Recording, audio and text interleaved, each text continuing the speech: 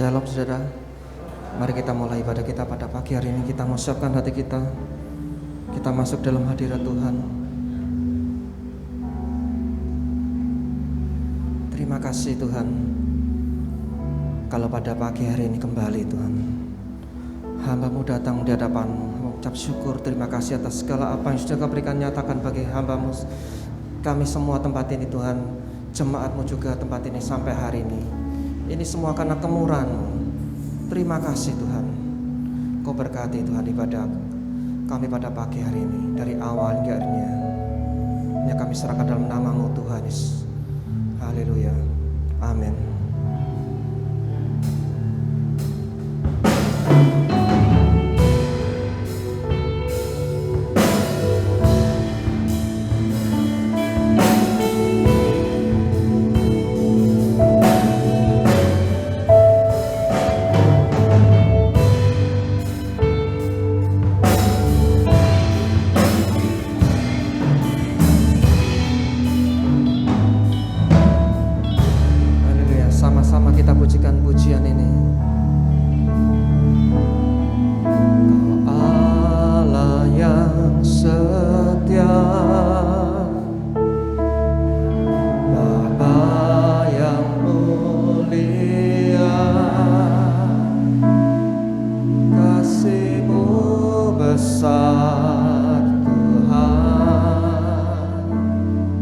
Kau pulihkan hidupku.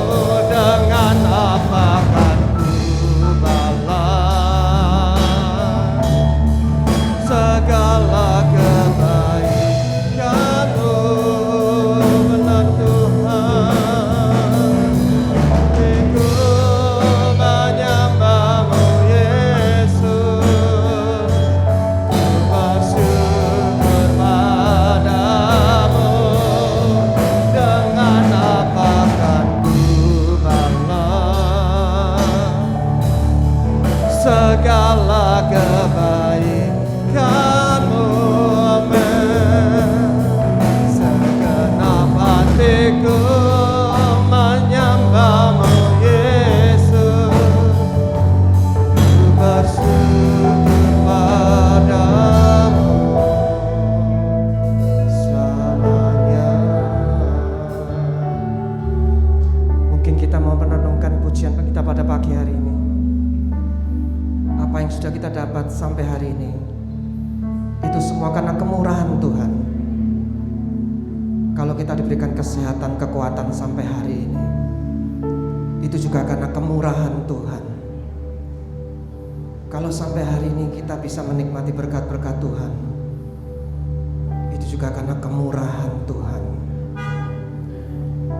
Yang kadang kita melupakan, yang kadang kita tidak merasa bahwa kemurahan-kemurahan yang sudah kita dapat dari Tuhan ini, seringkali kita masih mengomel. Seringkali kita tidak bisa membalas kebaikan Tuhan. Tetapi biarlah pada pujian kita pada pagi hari ini, kita merenungkan kebaikan-kebaikan Tuhan, kemurahan-kemurahan yang sudah Tuhan berikan. Itu karena Tuhan sungguh baik, karena Tuhan sangat baik dan amat baik bagi kita semua tempat ini. Mari kita mau merenungkan pujian kita pada pagi hari ini. Kita imani pujian ini. Dengan apa kan ku balas segala kebaikan-Mu? Segenap hatiku menyembah-Mu, Yesus. Ku bersyukur dengan iman pujikan ini. Dengan apa kan ku balas segala kebaikan-Mu? Segenap hatiku menyembah-Mu, Yesus. Ku bersyukur padamu. Dengan apa? Dengan apa kan ku balas? Saya undang saudara bangkit berdiri. Segala kebaikan-Mu, amin. Segenap hatiku menyembah-Mu, Yesus. Bersyukur padamu. Dengan apa kan ku balas segala kebaikan-Mu? Segenap hatiku menyembah-Mu, Yesus. Ku bersyukur padamu. Dengan apa kan ku balas? Amin Tuhan. Amin. Segenap hatiku menyembah-Mu, Yesus. Ku bersyukur padamu. Dengan apa kan segala kebaikan-Mu, amin Tuhan. Segenap hatiku menyembah-Mu, Yesus. Syukur pada segenap hatiku, segenap hatiku menyembah-Mu, Yesus. Segenap hati, segenap hati.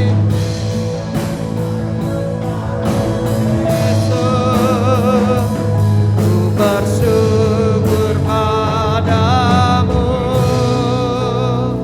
selamanya. Berikan kemuliaan dan meriah bagi nama Tuhan.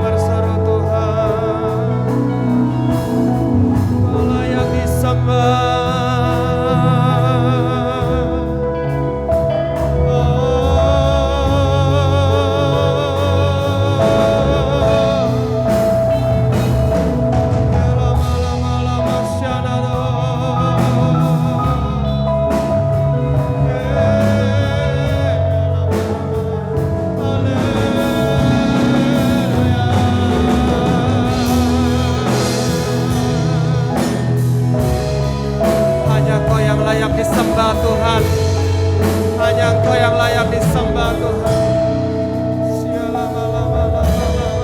Terima kasih Tuhan. Hanya Engkau Tuhan yang layak disembah. Hanya Engkau yang layak kami tinggikan dan muliakan Tuhan.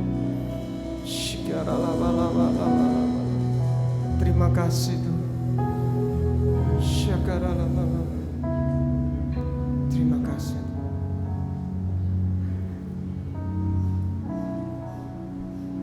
Ku bawa korban syukur ke tempat kudus-Mu Tuhan. Hatiku limpah dengan syukur, sebab Tuhan baik.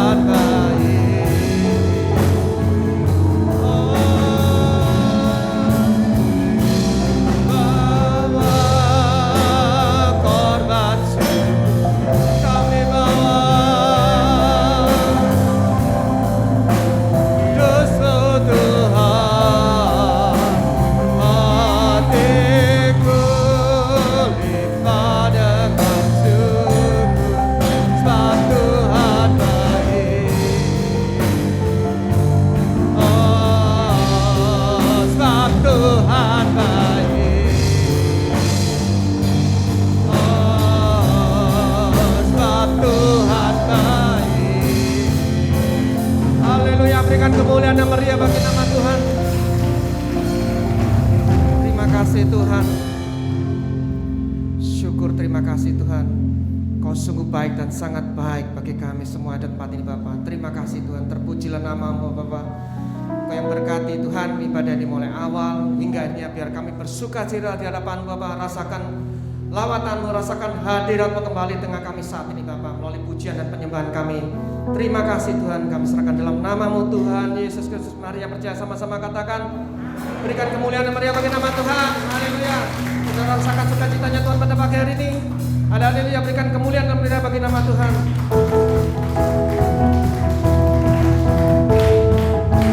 Haleluya.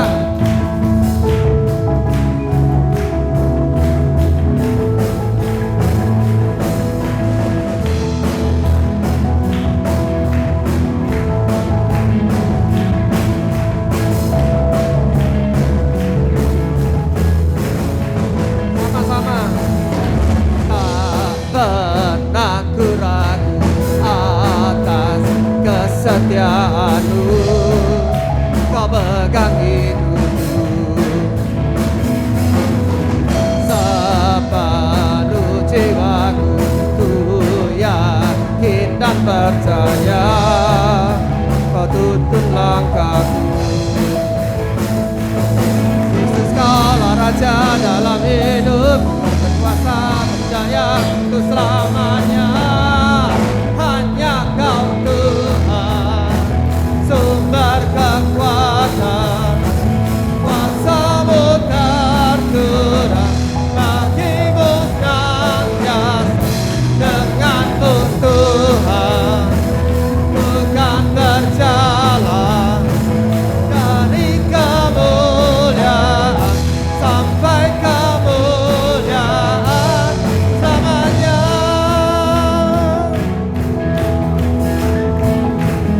Sama-sama, tak pernah ku ragu akan kesetiaan-Mu.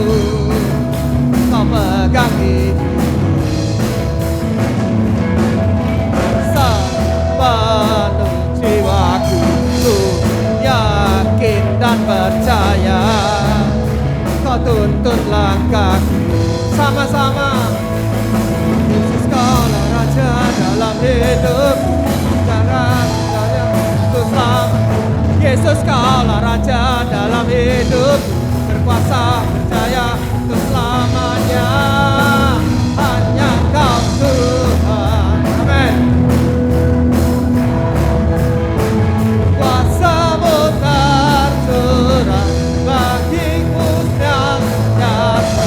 Dengan-Mu Tuhan, bukan berjalan dari kemuliaan sampai. Hanya Kau Tuhan, hanya Kau Tuhan, sumber kekuatan, kuasa-Mu tercurah bagi-Mu senantiasa. Dengan-Mu Tuhan, jalan dari kemuliaan sampai kemuliaan selamanya.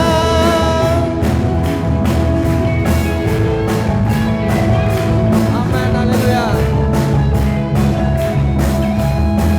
Haleluya, berikan kemuliaan dan meriah bagi nama Tuhan. Haleluya, silakan duduk saudara. Kita akan memberikan persembahan yang pertama bagi Tuhan. Kita mau siapkan hati kita untuk masuk juga dalam firman Tuhan.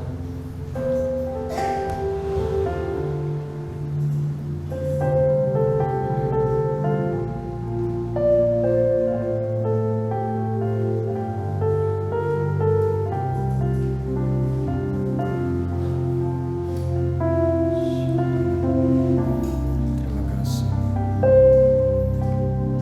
Di setiap persoalan Kau turut bekerja, mendatangkan kebaikan bagi hidupku. Di setiap pergumulan Kau telah merancangkan hari depan yang sejahtera dan penuh harapan. Kau yang selalu ku andalkan, yang selalu ku nantikan, Pertolonganmu kan nyata bagiku. Hanya Kau yang selalu ku andalkan, yang selalu ku nantikan. Selama ku menyembah, mujizat pasti terjadi. Sama-sama pujikan kita lebih dari di setiap persoalan Kau turut bekerja, mendatangkan kebaikan bagi hidupku. Di setiap pergumulan Kau telah merancangkan hari depan yang sejahtera dan penuh harapan. Sama-sama angkat tangan kita. Kau yang selalu, kita mau sama-sama bangkit berdiri kembali. Yang selalu ku nantikan, pertolonganmu kan nyata bagiku. Hanya Kau yang selalu ku andalkan, yang selalu ku nantikan. Selama ku menyembah, mujizat pasti terjadi. Kau yang selalu ku andalkan, yang selalu ku nantikan. Pertolonganmu kan nyata bagiku. Hanya Kau yang selalu ku andalkan, yang selalu ku nantikan. Selama ku menyembah, mujizat pasti terjadi. Jemaat, andalkan Tuhan. Pagi hari ini melalui pujian ini, kita mau benar-benar mengandalkan Tuhan. Di saat-saat seperti saat ini, begitu banyak sakit penyakit, pandemi yang selama yang melanda kita semua, melanda dunia, kita tetap andalkan Tuhan. Percaya kepada Tuhan bahwa Tuhan itu baik. Andalkan Tuhan. Kalau akhir-akhir ini kita sudah mulai tidak mengandalkan Tuhan, mari andalkan Tuhan, berbalik kepada Tuhan. Karena hanya Dia yang berkuasa. Andalkan Tuhan. Kalau ekonomimu merasa masalah, mengalami banyak-banyak masalah, andalkan Tuhan. Percaya kepada Tuhan. Jalan-jalan Tuhan itu yang tidak pernah kita dengar, yang tidak pernah kita lihat, yang tidak pernah kita pikirkan, itu yang Tuhan berikan kepada kita. Percaya kepada Tuhan, andalkan Tuhan. Biar melalui pujian ini kita mengandalkan Tuhan, kita imani pujian ini. Bukan hanya mulut, bibir, tetapi dari hati yang paling dalam. Iman kita tetap mengandalkan Tuhan.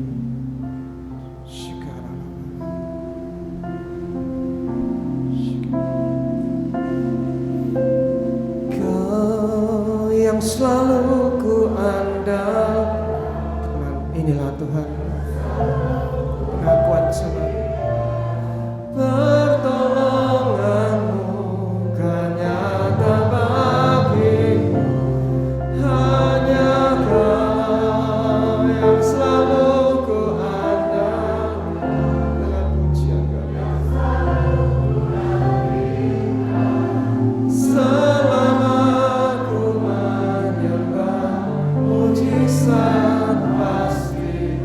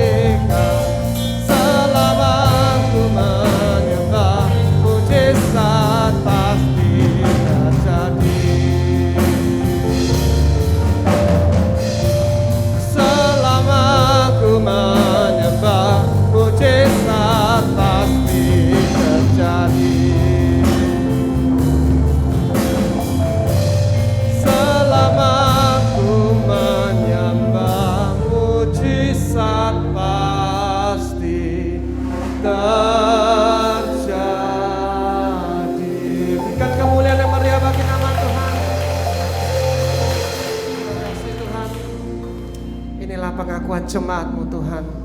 Inilah pengakuan kami Tuhan. Tetap mengandalkan Engkau Tuhan. Tetap percaya sepenuhnya kepada-Mu Tuhan. Sebab hanya Engkau Tuhan, Allah yang luar biasa. Terima kasih Tuhan. Terima kasih. Kami boleh rasakan lawatan kembali pada pagi melalui pujian dan penyembahan kami Tuhan. Terima kasih Tuhan. Juga sebentar kembali kami akan mendengar firman-Mu. Biar Kau yang berbicara melalui mulut lidah hamba-Mu Tuhan. Firman-Mu Tuhan yang boleh menguatkan kami semua jemaat tempat ini lebih dan lebih dalam dengan Kau Bapa. Terima kasih Tuhan, Kau urapi hamba-Mu yang akan menyampaikan benih-benih firman-Mu.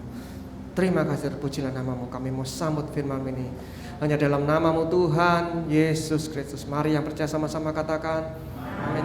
Berikan meriah bagi nama Tuhan.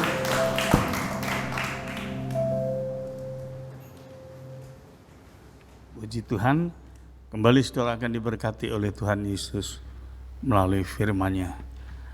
Kalau seperti saudara ketahui, kurang lebih 1 bulan ya punggung saya ini saya kecetit ya, belum sembuh-sembuh, jadi sakitnya luar biasa ya. Jadi sudah saya bawa ke dokter, ternyata ya mungkin bukan kehendak Tuhan ya, bukan solusi. Padahal itu semua dokter ahli semua ya, ahli. Saya justru dikasih supaya saya tidak maksudnya sakit atau kesakitan, saya dikasih obat anti nyeri ya, anti nyeri itu anti sakit. Tapi justru maka saya sering kali saya bicara, setiap obat itu ada efek samping. Vitamin saja ada efek samping. Ya. Justru waktu saya dikasih obat anti nyeri, anti sakit, efek sampingnya itu adalah menghantam ini lambung saya. Ya mungkin itu terlalu keras ya. Jadi kena lambung. Jadi yang punggungnya belum sembuh, lambungnya kena. Terus saya hentikan. Ya. Jadi saya pikir lebih baik saya kesakitan daripada nanti lambung saya nggak baik. Akhirnya lambung saya baik ya, menjadi baik karena saya tidak minumi obat anti nyeri. Bahkan minggu yang lalu itu saya sudah baikan ya. Saya bisa jalan, maksudnya bisa jalan agak enak lah ya, seperti saudara tahu minggu yang lalu saya jalan. Nggak taunya waktu hari Kamis itu kan hujan keras sekali. Ya, hujan keras sekali waktu hari Kamis itu. Itu kan ada doa puasa di gereja. Nah, maka saya bicara dengan jemaat yang usianya cukup, hati-hati ya kalau hujan itu itu licin depan itu. Jadi saya kurang hati-hati ya toh. Jadi waktu saya turun, saya terpelanting. Ya, saya mengucap syukur kepada Tuhan. Loh, mengapa saya mengalami kecelakaan, jatuh terpelanting sampai dampaknya sekarang ini sakit ya? Mengapa saya mengucap syukur? Karena saudara bayangkan, kalau saya terpelanting ke belakang berarti belakangnya. Kalau saya ke depan berarti depan yang kena. Ya, orang terpelanting. Nah, waktu terpelanting di situ kan banjir. Ya.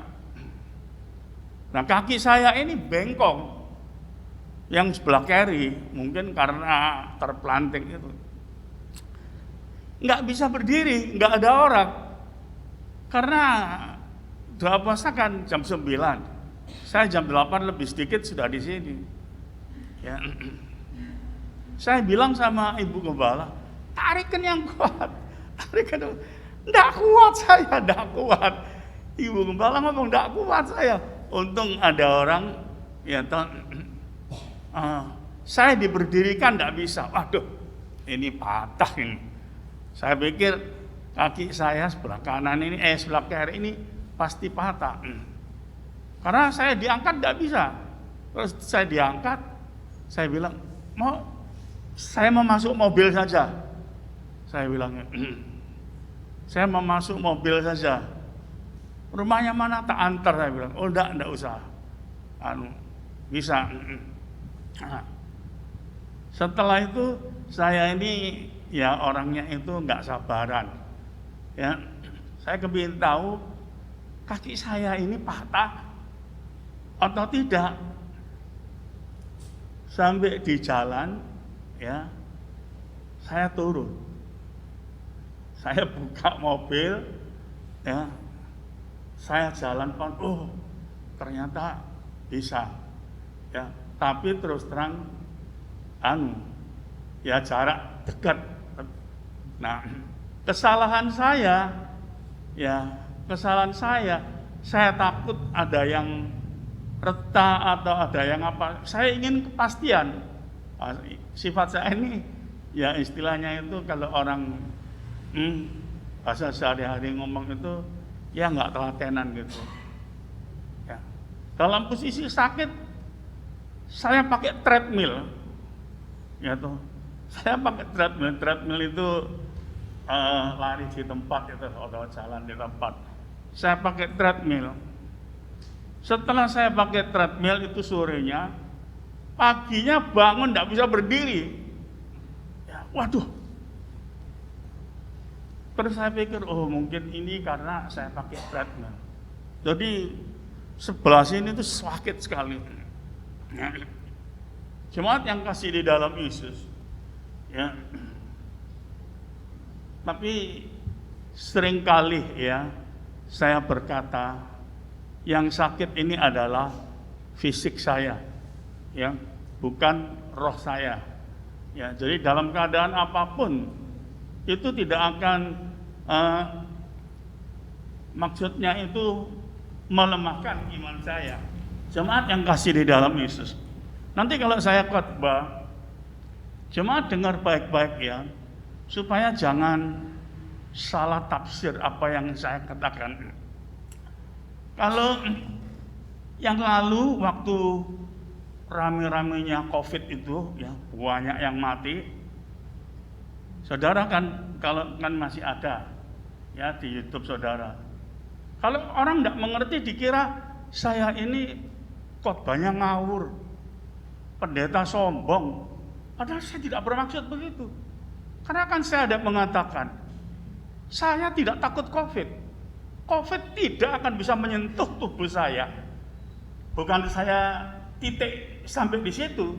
Saya mengatakan COVID tidak akan bisa menyentuh tubuh saya. Tapi koma. Selanjutnya saya katakan apa?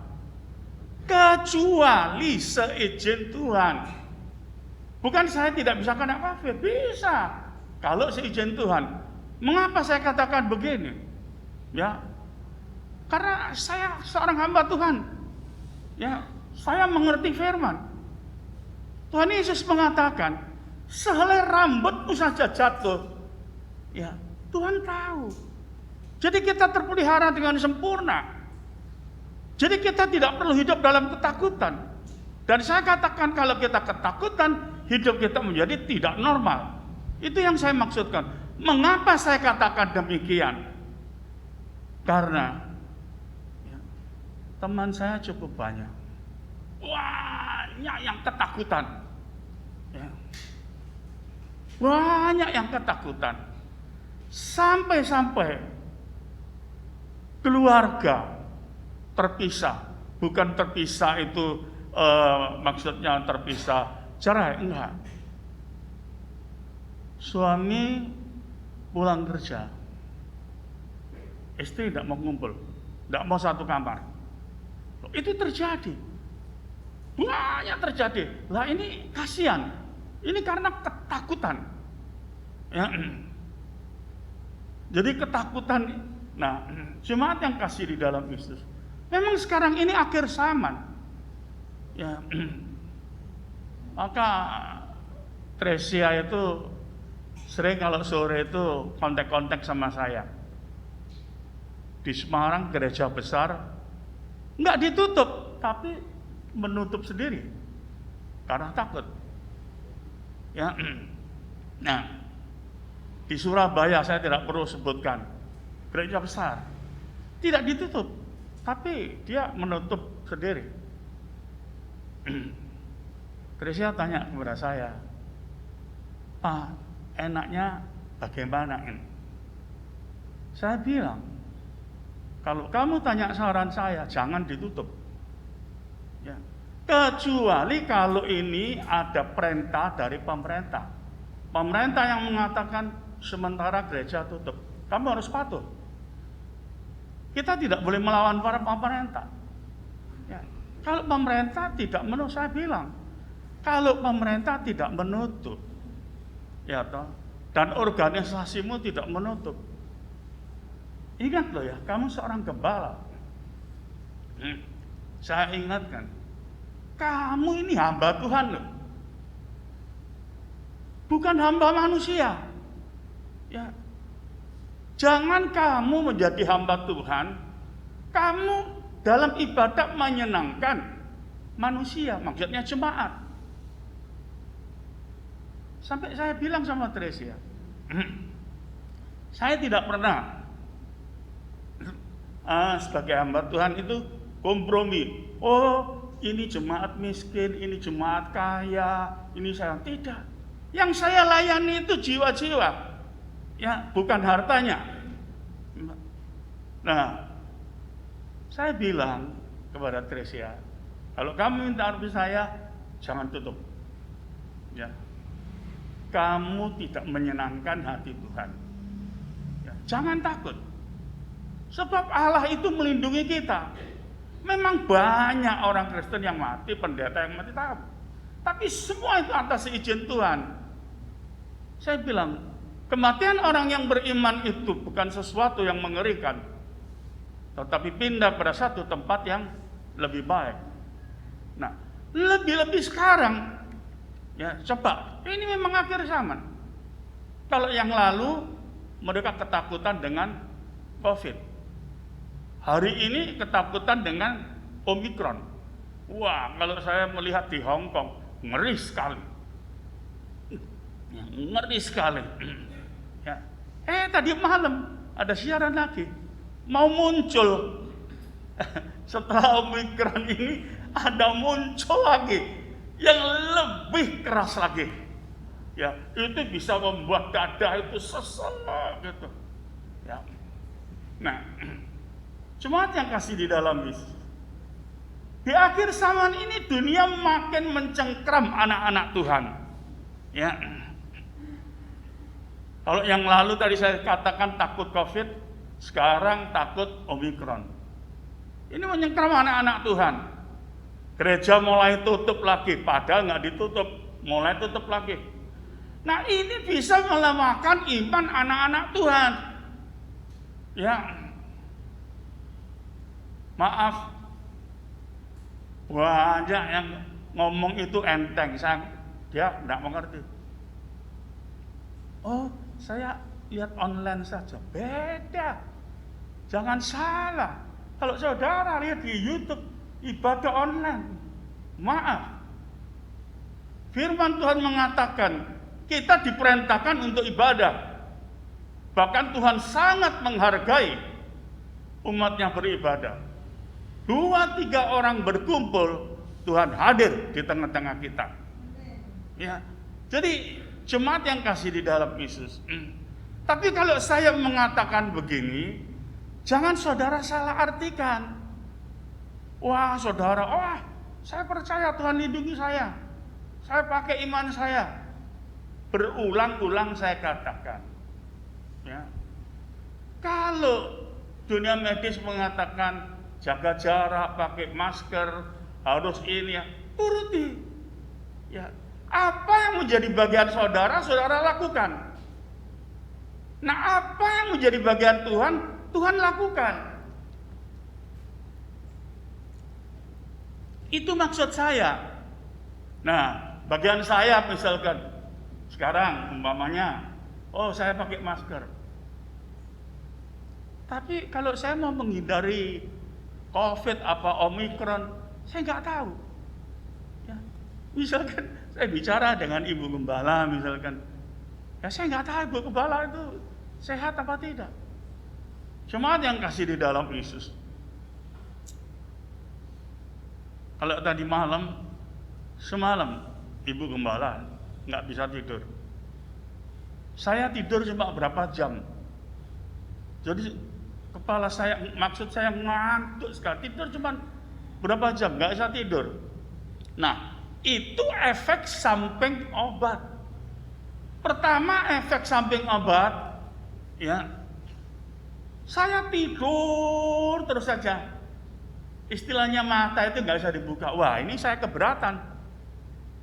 Saya keberatan kalau hidup seperti gini. Nanti saya nggak bisa doa. Obat nggak saya minum lain. Efek sampingnya apa? Melek terus saja. Kan sulit. Ya, yang satu efek sampingnya saya tidur terus saja. Ya. Nah, yang satu nggak bisa tidur. Ini saya cuma tidur berapa jam? Ibu Gembala tambah nggak tidur, bahkan sekarang tidur ya. pindah tidur. Ya, tadi malam nggak bisa tidur semalam, sekarang tadi nggak apa-apa ya.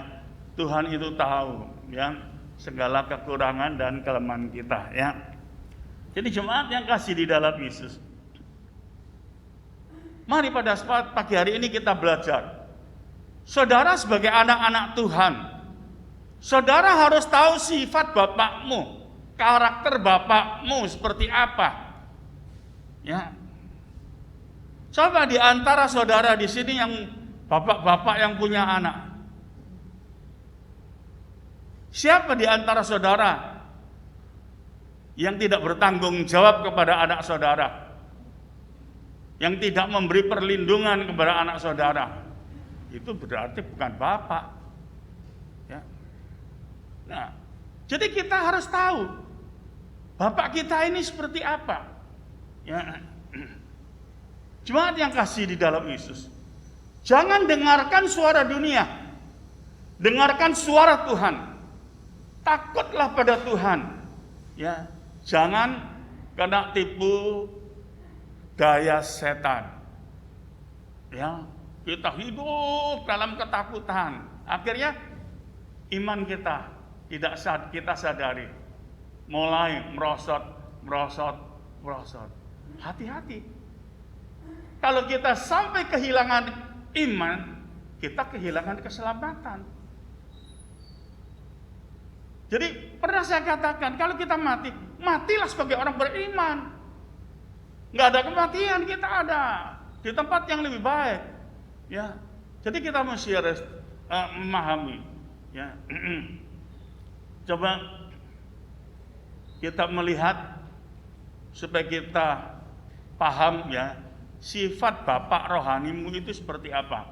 2 Korintus 1 ayat 3 sampai 7. Baca ayat 2 Korintus 1 ayat 3 saja. Mau berdiri silakan. Terpujilah Allah Bapa Tuhan kita Yesus Kristus, Bapa yang penuh belas kasihan dan Allah sumber segala penghiburan.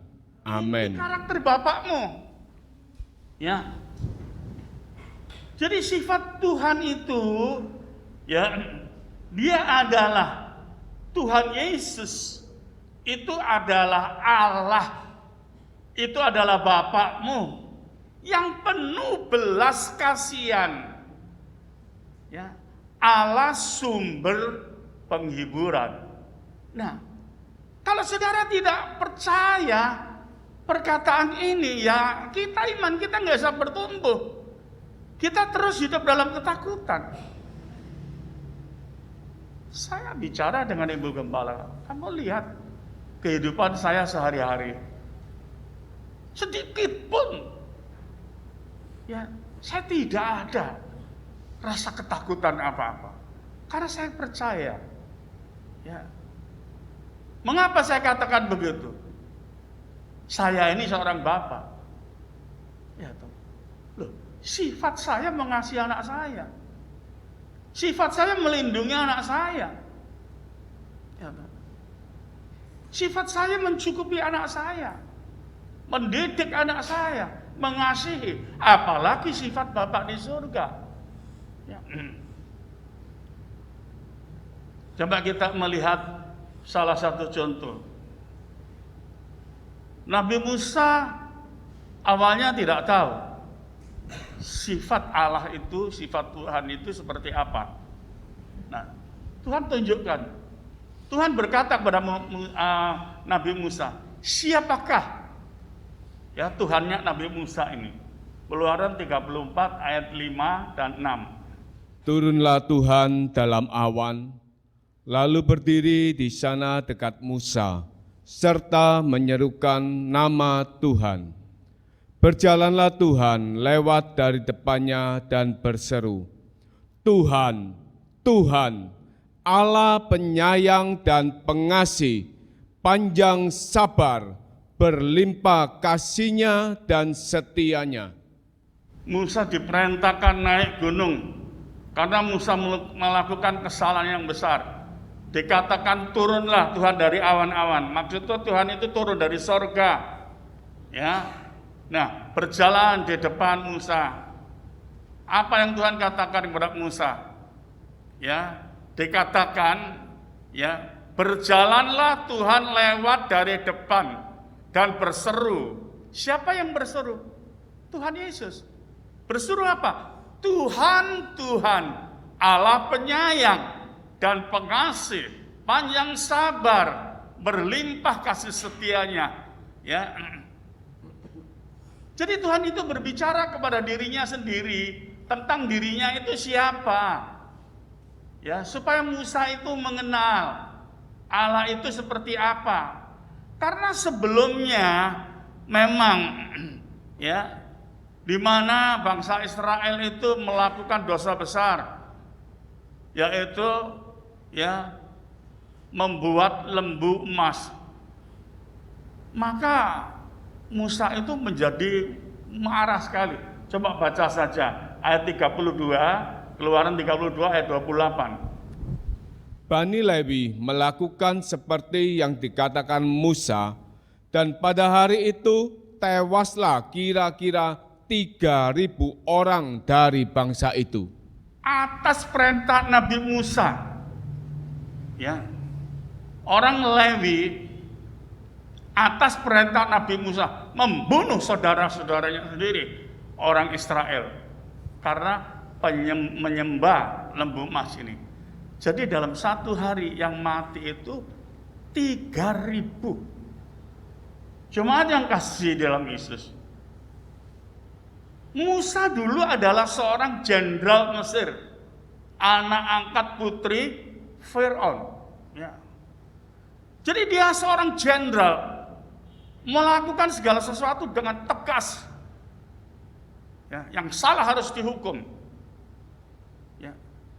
Jadi waktu bangsa Israel melakukan kesalahan, ya, bicara kasarnya, ya, sifat jenderalnya ini tadi timbul, diperintahkan jadi 3.000 hari itu mati. Ya. Nah, Musa memerintah pakai kekuatannya, sifat manusia jasmaninya. Akibat perintahnya hari itu juga 3.000 bangsa Israel dibunuh oleh saudaranya sendiri. Nah, ini Tuhan marah. Ya. Maka Tuhan perintahkan Nabi Musa suruh naik gunung. Dikatakan Tuhan turun dari awan-awan, maksudnya Tuhan turun dari sorga, berjalan di depan Nabi Musa. Apa yang dikatakan? Ya, bahwa Tuhan mengatakan adalah Tuhan yang penuh belas kasihan. Ya. Jadi, ya, Nabi Musa itu tidak boleh melakukan hal seperti itu sebagai ya pemimpin bangsa Israel. Ya dulu kamu jenderal, ya tapi sekarang kamu hamba Tuhan, beda. Ya, jemaat yang kasih di dalam Yesus. Itulah sebabnya Musa di gunung mendapat pendidikan Allah tentang kasih.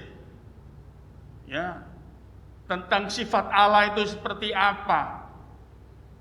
Musa itu seorang jenderal, tegas, ya juga dikatakan kasar, hatinya keras. Tapi setelah dia dididik oleh Tuhan, dekat dengan Tuhan, nah, apa yang dikatakan dalam Bilangan 12 ayat yang ketiga? Adapun Musa ialah seorang yang sangat lembut hatinya, lebih dari setiap manusia yang di atas muka bumi. Bayangkan, sekarang dikatakan kalau dulu kasarnya setengah mati, kejamnya setengah mati.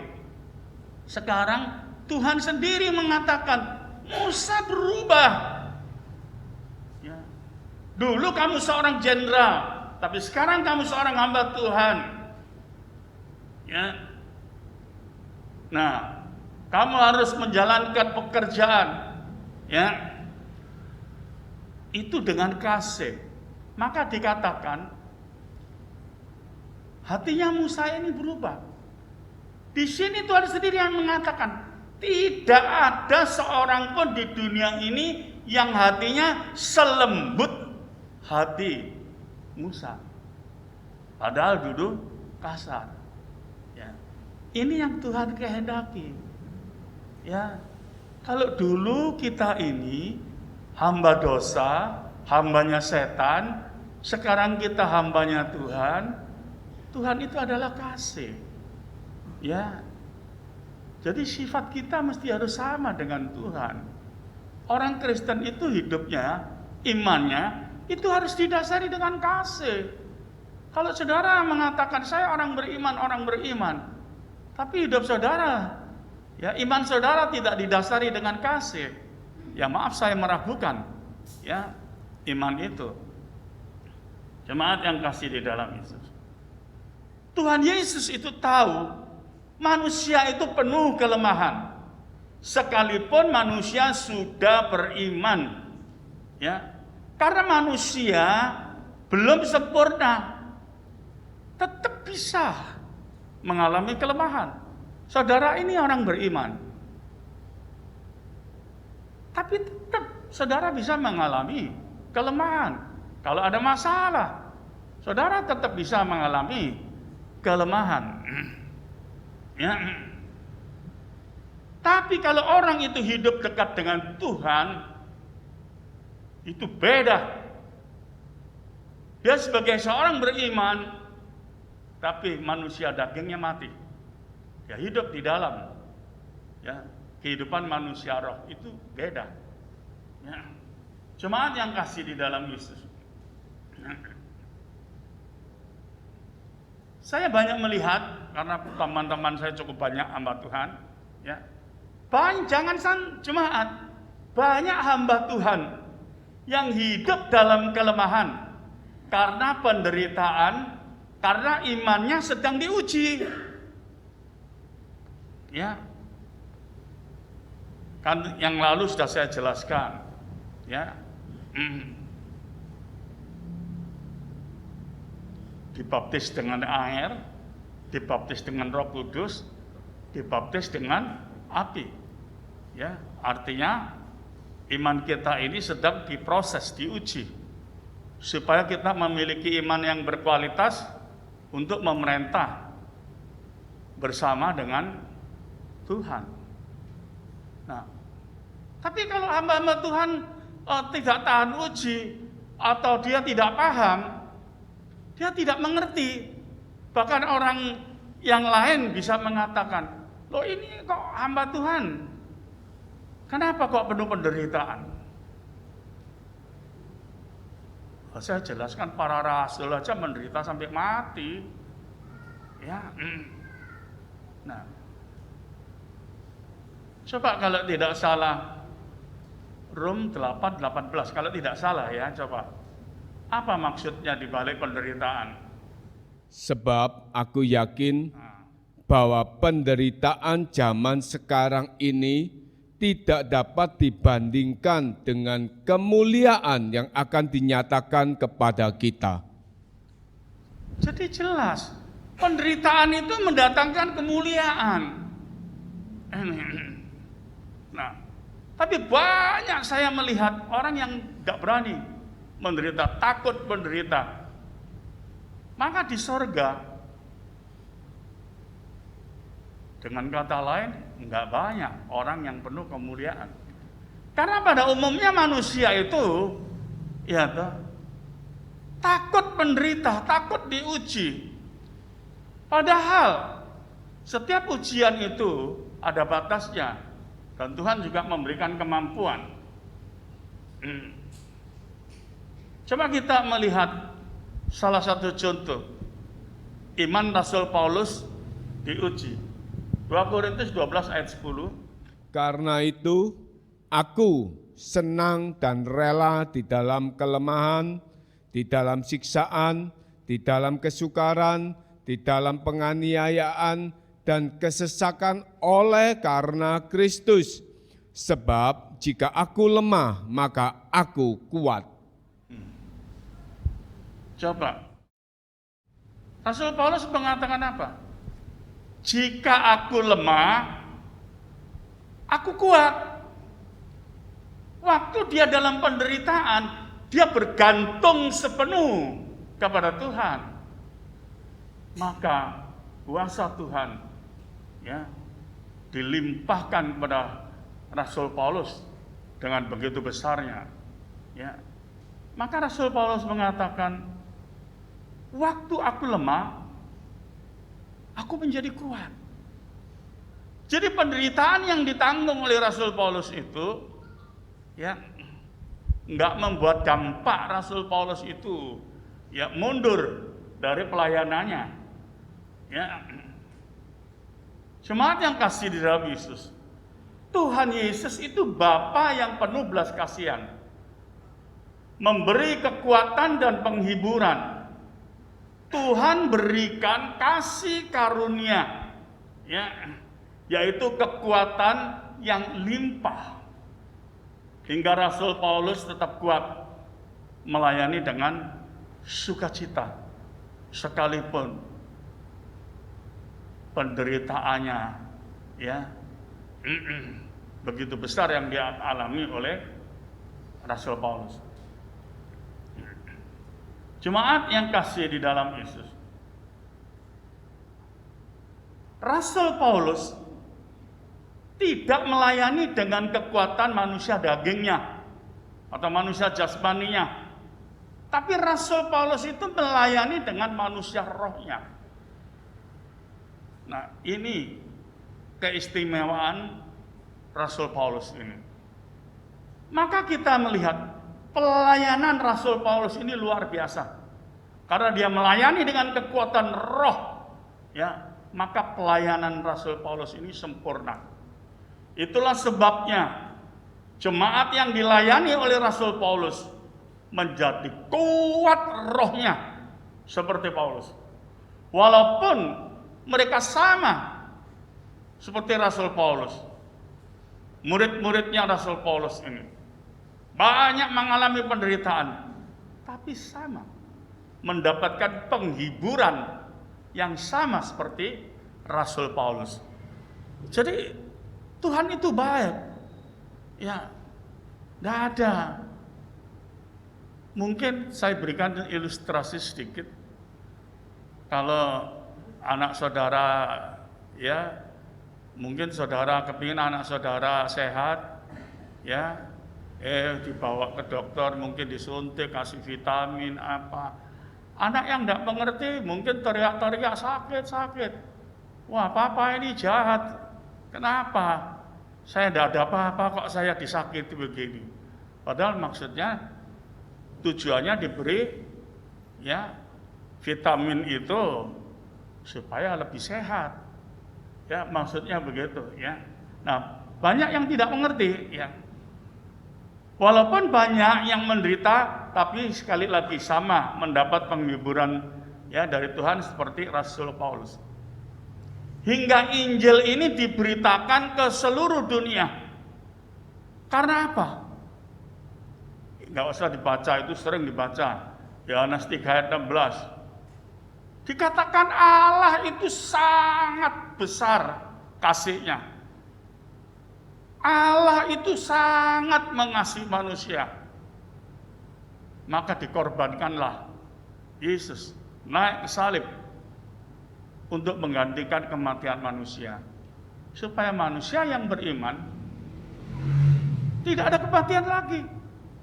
Karena kematian itu sudah ditanggung oleh Tuhan Yesus. Ya. Jadi Allah itu ingin semua ya manusia itu selamat. Saat ini akhir zaman, iblis mempengaruhi dan menyesatkan manusia yang sudah diselamatkan. Hati-hati. Ya. Ini akhir zaman. Jadi iblis itu mempengaruhi, menyesatkan manusia yang sudah diselamatkan. Artinya manusia yang beriman. Seperti kita ini, orang beriman. Ya. Nah, ini kita mendapatkan incaran ya dari setan. Lebih-lebih pemimpinnya, hamba-hamba Tuhannya. Wah, kasihan teman saya itu hamba Tuhan, menderita sekali. Ya. Nah, sampai ada yang mengatakan pada saya, waduh, kalau gitu Pak, saya jadi Kristen takut, saya tidak mau menderita. Saya takut loh. Oh, jangan salah. Tuhan itu Maha Kasih. Tuhan itu Maha Tahu. Tuhan tahu kekuatan saudara. Ya. Kalau saudara memang tidak bisa diuji, ya nggak diuji. Tapi ya maaf, saudara masuk surga karena iman, karena kasih karunia, tapi tidak ada kemuliaan. Ya.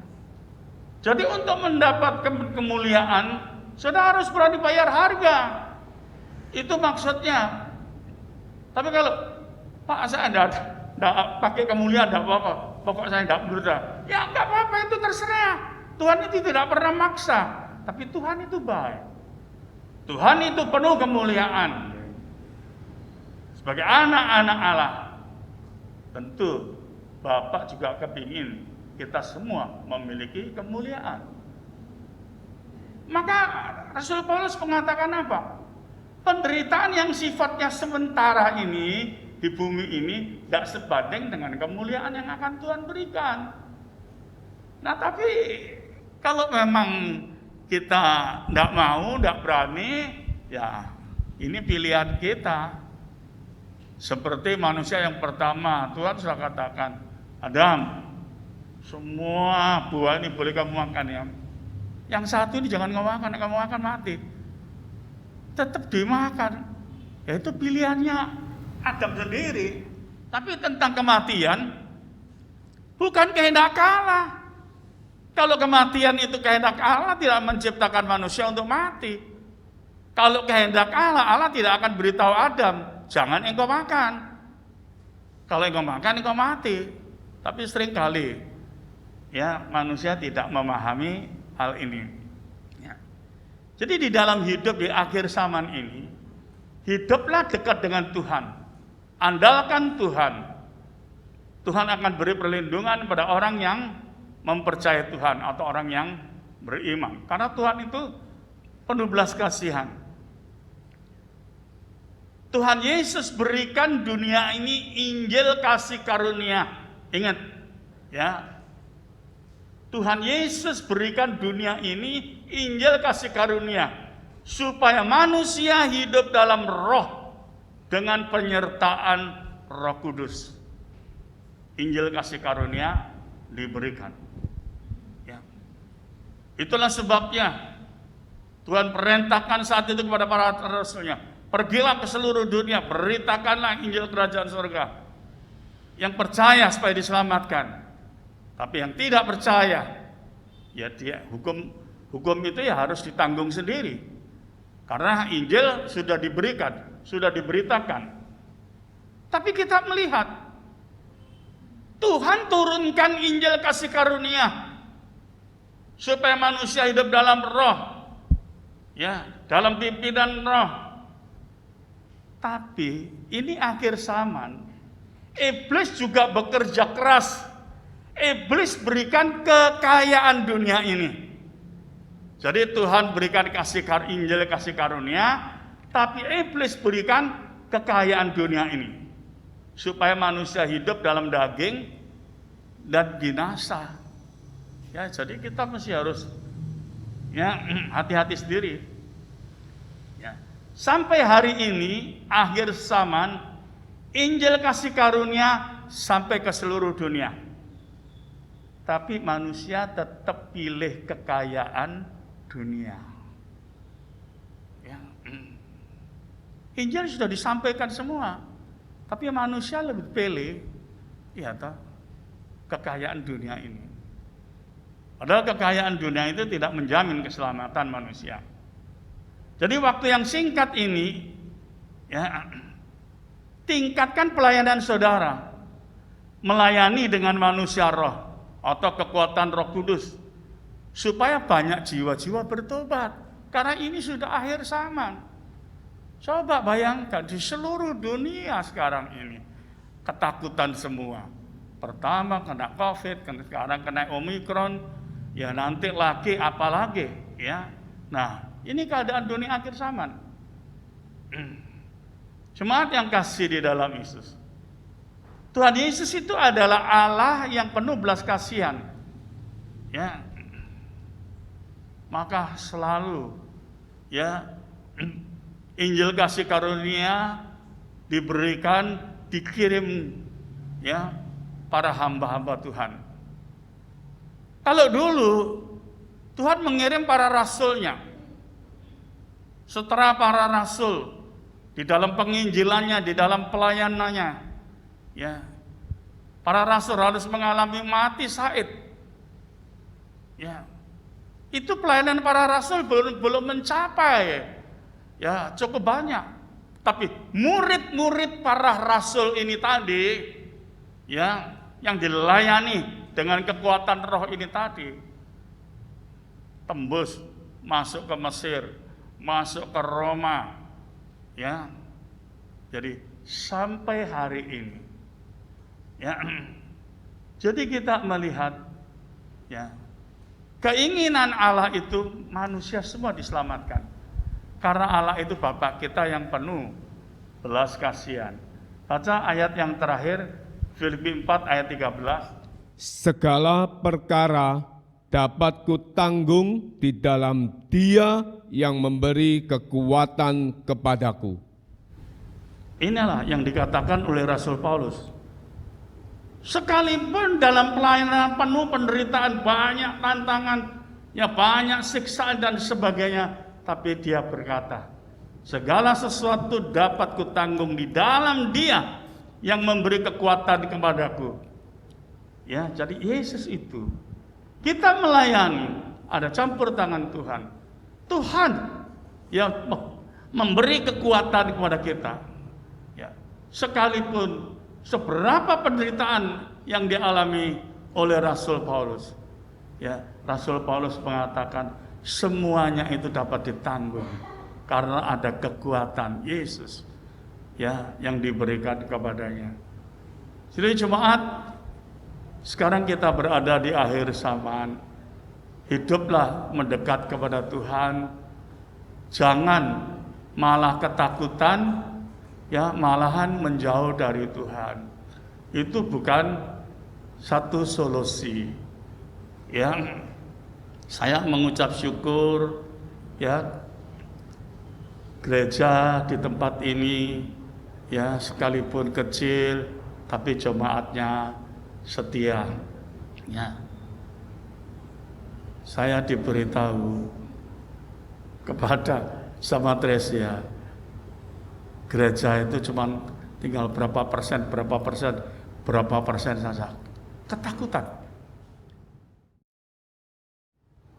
Jadi kalau saya yang mengatakan seperti ini, jangan saudara artikan nanti saudara hidup sembarangan. Wah, saya nggak perlu takut. Ya, bukan seperti itu.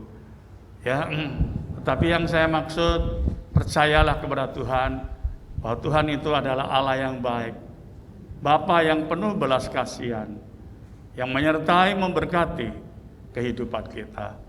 Tuhan Yesus memberkati. Haleluya. Kita sudah mendengar firman Tuhan. Kita masuk dalam doa. Kita mau siapkan juga persembahan yang kedua. Terima kasih Tuhan atas segala perlindungan-Mu, penyertaan-Mu. Melalui firman-Mu juga pada pagi hari kami boleh dikuatkan kembali melalui hamba-Mu yang sudah menyampaikan benih-benih firman-Mu. Terima kasih, terpujilah nama Bapa. Kami mau serahkan ibadah ini selanjutnya hanya dalam nama-Mu Tuhan Yesus. Haleluya. Amin. Kiranya Engkau memberkati aku melimpah-limpah dan memperluas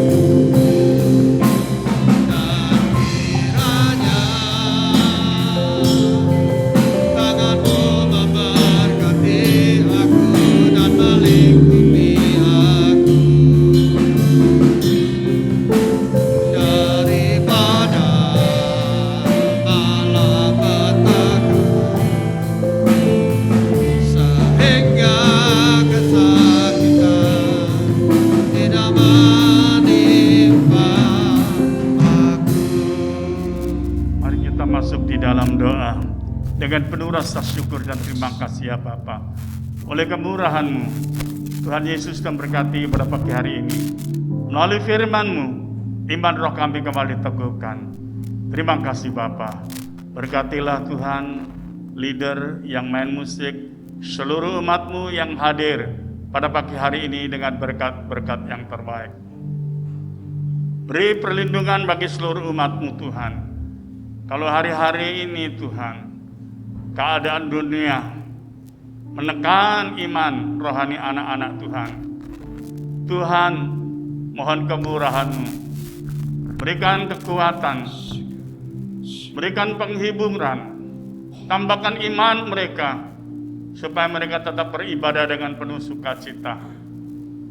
Tuhan, jauhkan mereka dari segala sakit penyakit, khususnya penyakit-penyakit Tuhan yang baru-baru ini melanda dunia ini.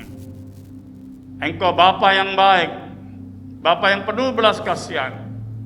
Tuhan, beri perlindungan bagi kami semua, supaya kami semua tetap beribadah dan nama Tuhan Yesus dimuliakan. Terima kasih ya Bapa. Kalau sebentar mereka akan pulang ke rumah masing-masing, kiranya berkat dan campur tangan Tuhan Yesus tetap menyertai mereka. Sekarang jemaat yang kasih dalam Yesus, pulanglah dengan berkat dan damai sejahtera yang dianugerahkan di dalam nama Tuhan Yesus Kristus. Amin. Kiranya Engkau memberkati aku berlimpah-limpah dan memperluas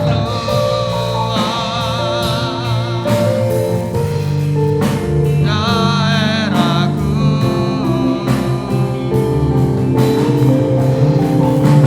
dan kiranya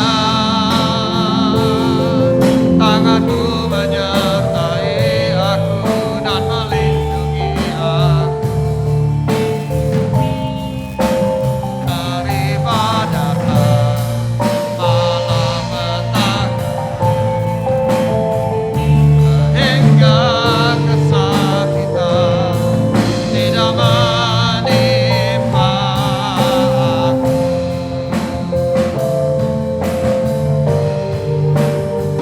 Sehingga kesakitan tidak menimpa aku.